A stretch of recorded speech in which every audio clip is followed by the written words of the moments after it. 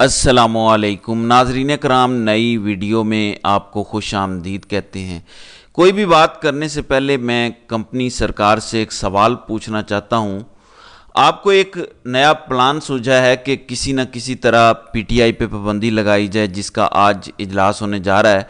तो मैं सवाल पूछना चाहता हूँ कंपनी से कि पीटीआई पर पाबंदी चलें, मान लिया कि आप लगाने में कामयाब हो जाते हैं काजी साहब की मदद से, क्या इससे इमरान खान की मकबूलियत ख़त्म हो जाएगी? क्या अवाम का माइंड चेंज हो जाएगा? अवाम जबकि आपको मसाइल की जड़ समझती है, क्या ये तब्दील हो जाएगा? क्या अवाम फार्म 47 की हुकूमत को तस्लीम कर लेगी? क्या मुल्क में इस्तेकाम आ जाएगा? या मसला सिर्फ आइनी और कानूनी तौर पर एक ऐसी पार्टी को रस्ते से हटाना है जो एक्सटेंशन या एक्सटेंशंस के रस्ते में रुकावट बन सकती है? क्या सिर्फ ये मसला है? फिर दो और सवाल पैदा होते हैं। सवाल नंबर एक ये कि मुल्क में अगर स्मगलिंग हो रही है और अगर गैर कानूनी चीज़ें आ रही हैं तो बॉर्डर पे कौन खड़ा है और ये रोकना किसका काम है? फिर सवाल नंबर दो, अगर मुल्क में बाहर से दहशतगर्द आ रहे हैं और कल DGISPR ने जो कहा बकौल आपके, ऐसी गाड़ियों में आ रहे हैं जिनका कोई नंबर नहीं होता, कोई चेसिस नंबर नहीं ट्रेस हो सकता, तो वो बॉर्डर क्रॉस करके कैसे आ रहे हैं? एक तो होता है बंदा छुप के पहाड़ों में गारों में से आ गया, वो गाड़ियां लेके बॉर्डर से कैसे आ रहे हैं? बॉर्डर पे कौन खड़ा हुआ है, इसका भी जरा हमें जवाब दें। अब आते हैं कि पीटीआई ने क्या तगड़ा जवाब दिया है और ऑफिशियल रिस्पांस आया है खैबर पख्तूनख्वा की हुकूमत की जानिब से मिलिट्री इस्टेब्लिशमेंट को, क्योंकि DGISPR की जो प्रेस कॉन्फ्रेंस है उसमें हर पाकिस्तान के मसले का जिम्मेदार पीटीआई को और दहशतगर्दी का जिम्मेदार खैबर पख्तूनख्वा हुकूमत को करार दिया गया है। तो ये जवाब तो बनता है, लेकिन इससे पहले मैं आपको दो और चीज़ें बता दूं जो पीटीआई के ऑफिशियल अकाउंट से पोस्ट हुई हैं। नंबर एक, कहा गया कि पुलिस और CTD की कैपेसिटी नहीं बढ़ाई जा रही खैबर पख्तूनख्वा हुकूमत की तरफ से। तो इसका जवाब पीटीआई के ऑफिशियल अकाउंट से पोस्ट हुआ है कि गुज़श्ता 2 सालों में CTD का इस्तेमाल सियासी कारकुनों को अगवा करने और लंदन प्लान के तहत सियासी जमात पर जुल्म करने के लिए किया जा रहा है। ऐसे में दहशत गर्दों से मुकाबला कैसे हो और क्यों करो? दूसरा, वो कहते हैं कि DGISPR ने कहा कि बुली को जितनी जगह देंगे वो आप पर उतनी चढ़ाई करेगा। तो तहरीक इंसाफ को बुली भी करार दे दिया है। इसका जबरदस्त जवाब दिया गया है कि पिछले 2 सालों के वाकयात इस बात के गवाह हैं, यहां तक कि जजों को खत लिखना पड़ा और कहना पड़ा कि बुली को रोका जाए। तो बुली कौन है यह भी पूरी कौम जानती है कि कौन बुली कर रहा है, जजों को कौन बुली कर रहा है, अदालतों को कौन बुली कर रहा है, सियासतदानों को कौन बुली कर रहा है। और 76 सालों से ये बात चल रही है, कोई तब्दीली नहीं आई, बल्कि हर गुजरते दिन के साथ बद से बदतर होता चला जा रहा है। नाज़रीन कराम, अब मैं आपको बताता हूं कि क्या रिस्पॉन्स दिया गया है। 4 पॉइंट्स हैं जिन पर बात की है। अली अमीन गंडापुर के भाई ने खुद ट्वीट करके बताया है अपना रिस्पॉन्स। फेडरल गवर्नमेंट ने KPK को जो उसका आईनी हक है 2000 अरब रुपए का, वो अभी तक नहीं दिया, क्योंकि कल DGISPR ने इल्ज़ाम लगाया कि हम दहशतगर्दों को निकालते हैं, उनका सफाया करते हैं, होल्ड करते हैं, लेकिन आप फिर उनको इन्वॉल्व नहीं करते, उन पर पैसा नहीं खर्च करते। इस तरह तो मामलात नहीं चल सकते। तो ये इल्ज़ाम लगाया गया DGISPR की तरफ से। अब उसका जवाब ये आया है कि पैसा कैसे लगेगा अगर 2000 अरब रुपया विफाक हमारा दबा के बैठा है और 2.5 साल से डायरेक्ट इस्टेब्लिशमेंट हुकूमत कर रही है मुल्क पे, तो उन्होंने ही दबाया हुआ है 2000 अरब। नीचे वो लिखते हैं कि इसके बावजूद खैबर पख्तूनख्वा के चीफ मिनिस्टर ने 7 अरब रुपया खैबर पख्तूनख्वा पुलिस के लिए फौरी जारी किया ताकि उनकी कैपेसिटी बिल्डिंग हो।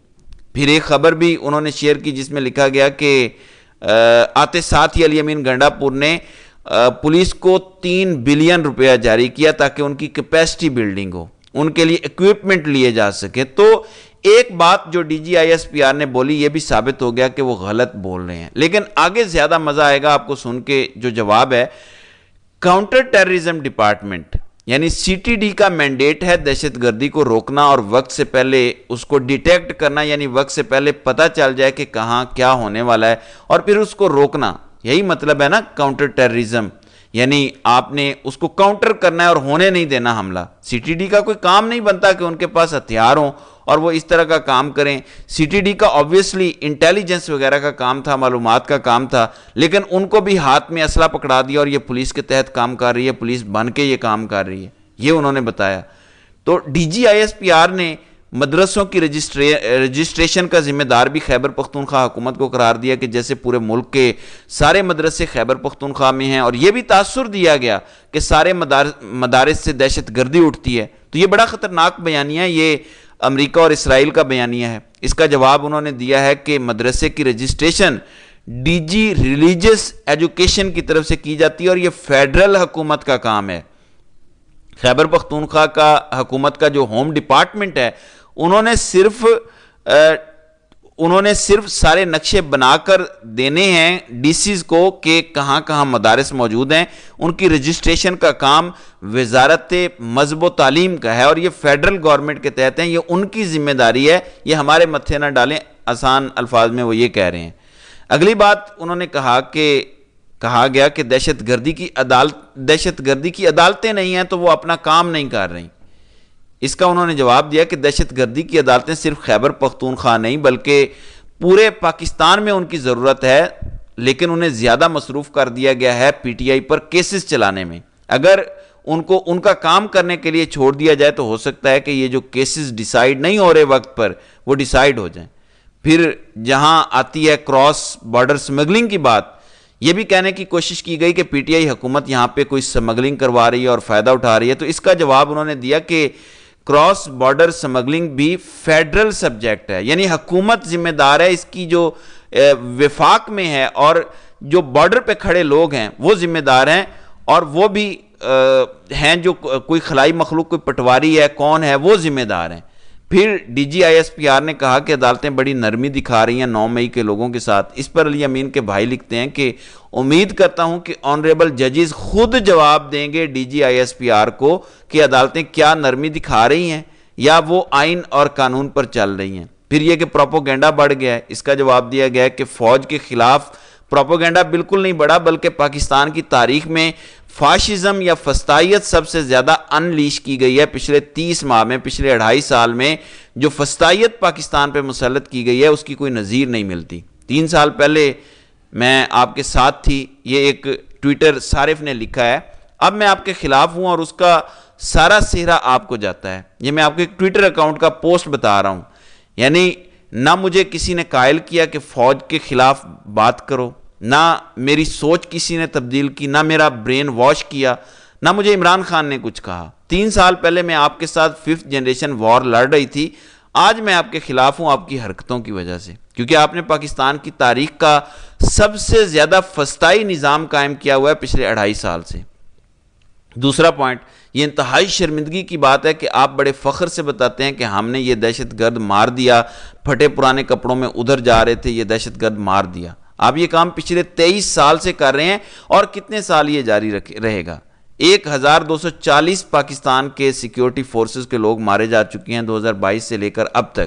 صرف ان 2 سالوں میں 1240 پاکستانی افواج یا فوج اور سارے ملا کے یہ لوگ دہشت گردوں کی دہشت گردی کا نشانہ بن چکے ہیں.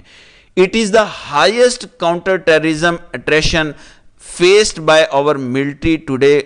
Why so incompetent? یعنی یہ آپ کی نااہلی نہیں ہے کہ 23 سال کی جنگ کے بعد بھی ہمیں اتنی زیادہ شہادتیں فیس کرنی پڑ رہی ہیں, اتنی قربانیاں دینی پڑ رہی ہیں. پھر انہوں نے کہا نمبر 4 جو پوائنٹ ہے کہ ہم اب خود سے پریس کانفرنس کر کے لوگوں کو آگاہ کریں گے. اس پر جواب دیا گیا کہ ٹھیک ہے, آپ ڈیلی پریس کانفرنسز کریں, پروپوگینڈا کو ٹیکل کریں, لیکن اس کو ذرا ٹویٹر پر بھی پوسٹ کرنا دوبارہ شروع کریں تاکہ آپ کو حقائق کا اندازہ ہو, آپ کے لیے کوئکلی ریالٹی چیک ہو. آپ نے اپنے اکاؤنٹ کو چھوڑ کیوں دیا ہے؟ یہ ایک جانا مانا فیکٹ ہے, ایک حقیقت ہے کہ ملٹری اسٹیبلشمنٹ سکرپٹڈ سوال دیتی ہے صحافیوں کو جو ان سے کیے جاتے ہیں, اور یہ پاکستان کے صحافی خود کلیم کر چکے ہیں, تو پھر اوور ری ایکٹ کیوں کر رہے ہیں؟ اگر یہ کویسچن پلانٹڈ نہیں ہے تو پھر آپ عوام الناس کو موقع دیں اور وہ آپ سے سوال کریں اور اس کا جواب دیں. اور یہاں میں ایک چیز ایڈ کرنا چاہتا ہوں شریفوں کے لیے بھی اور ملٹری اسٹیبلشمنٹ کے لیے بھی, کہ ایک پینل جرنلسٹ کا یا صحافیوں کا پی ٹی آئی چوز کرتی ہے.